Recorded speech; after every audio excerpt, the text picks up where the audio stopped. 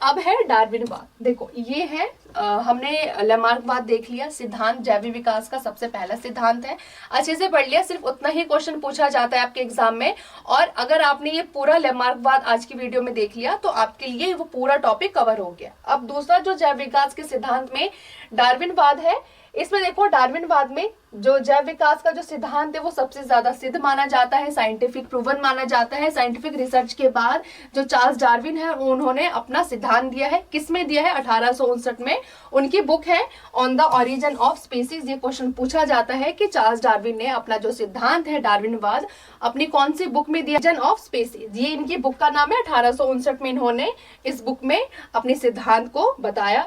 इसके सिद्धांत में क्या क्या चीजें हैं, डार्विनवाद में क्या क्या चीजें हैं, वो हम देख लेते हैं। देखो डार्विनवाद की जो मूल अवधारणा है उसमें यह कहा गया है कि प्रकृति में सिर्फ वही जीव सरवाइव कर सकते हैं जो पर्यावरण के अनुकूल अपने आप को एडजस्ट कर लेते हैं, अपने आप को परिवर्तन कर लेते हैं। तो ये देखो जो प्रकृति है यानी कि नेचर में वही जीव जीवित रहते हैं जो अपने आप को पर्यावरण के अनुकूल बना लेते हैं या फिर वो पर्यावरण के अनुकूल हो जाते हैं। तो ये है डार्विनवाद। इसमें इन्होंने इसका नाम क्या दिया है? तो सर्वाइवल ऑफ फिटेस्ट, इसी को कहा जाता है। तो दो क्वेश्चन बनते हैं कि सर्वाइवल ऑफ फिटेस्ट क्या होता है। तो सर्वाइवल ऑफ फिटेस्ट है कि जो व्यक्ति या फिर जो जीव अपने आप को पर्यावरण के अनुकूल बना लेते हैं उसको कहा जाता है सर्वाइवल ऑफ फिटेस्ट। और दूसरा है यहाँ पे कि जो ये जो वर्ड है ये किस से रिलेटेड है? तो डार्विनवाद से ये रिलेटेड है।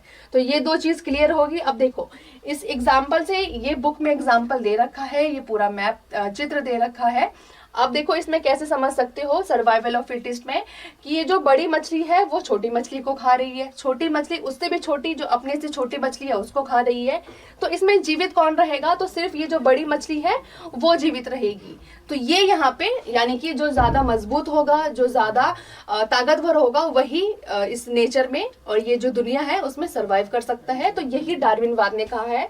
अब आगे देखो डार्विनवाद ने कैक्टस का यहाँ पे एग्जाम्पल दिया। यहाँ पे क्वेश्चन पूछा जाता है कि कैक्टस का जो एग्जाम्पल है वो किससे रिलेटेड है? तो डार्विनवाद से रिलेटेड है। जैसे लैमार्कवाद में हमने जितने भी एग्जाम्पल देखे हैं वो उनसे रिलेटेड थे।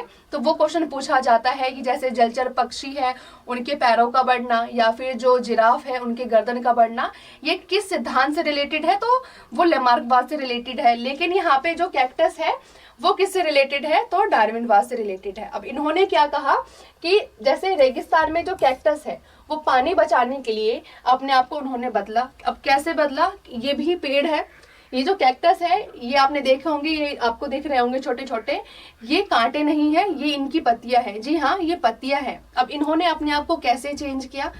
देखो जितनी बड़ी पत्ती होती है उनको पानी की ज्यादा जरूरत होती है। अब ये रेगिस्तान में उगते हैं तो रेगिस्तान में पानी की कमी होती है, तो इसलिए इन्होंने अपनी जो पत्तियां हैं धीरे धीरे उसको पूरी तरह से सिकोड़ लिया, श्रिंक कर लिया, और श्रिंक करते करते ये एक कांटे में तब्दील हो गई। लेकिन ये कांटा नहीं है, ये इनकी पत्तियां हैं।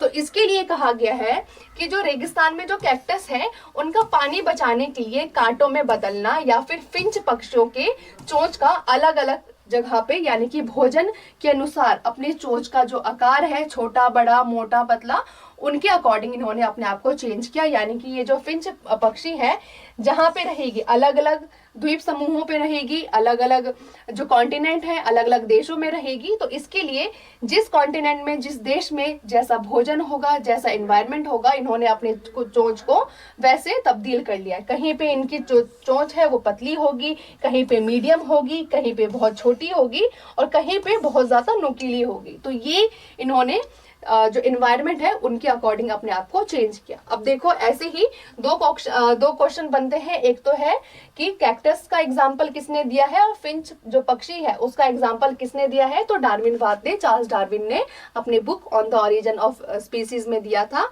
और ये डार्विनवाद से रिलेटेड है। तो ये क्वेश्चन है आपका कंप्लीट। अब देखो अधिक प्रजनन, इन्होंने एक और चीज बोली कि जो ओवर प्रोडक्शन है यानी कि जितने भी जीव है वो ओवर प्रोडक्शन करते हैं, ज्यादा वो प्रजनन करते हैं, लेकिन संसाधन तो सीमित है। तो इसके लिए आपस में लड़ाई होती है। जितने भी जीव है सरवाइव करने के लिए आपस में लड़ते हैं। ऑब्वियसली आपने देखा होगा कि हर जीव अपने आप को बचाने के लिए, अपनी मौजूदगी को साबित करने के लिए लड़ता है।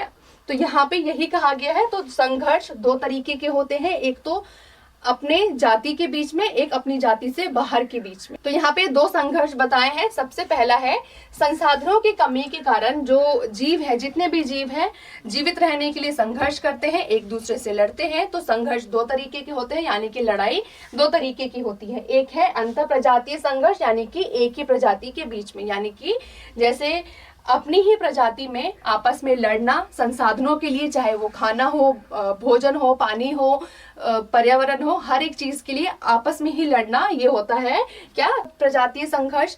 दूसरा होता है यहाँ पे अंतर प्रजाति, यानी कि अपनी प्रजाति से हटकर दूसरी प्रजाति के साथ लड़ना। किसके लिए, तो भोजन के लिए, खाने के लिए, पानी के लिए और जितने भी पर्यावरण की आवश्यकता है उसके लिए लड़ना। तो ये दो तरह के लड़ाई होती है जीवों के बीच में। और तीसरी है यहाँ पे पर्यावरणीय संघर्ष, यानी कि जिसमें जलवायु है, खाना है, भोजन है, उन सभी चीजों के लिए लड़ना।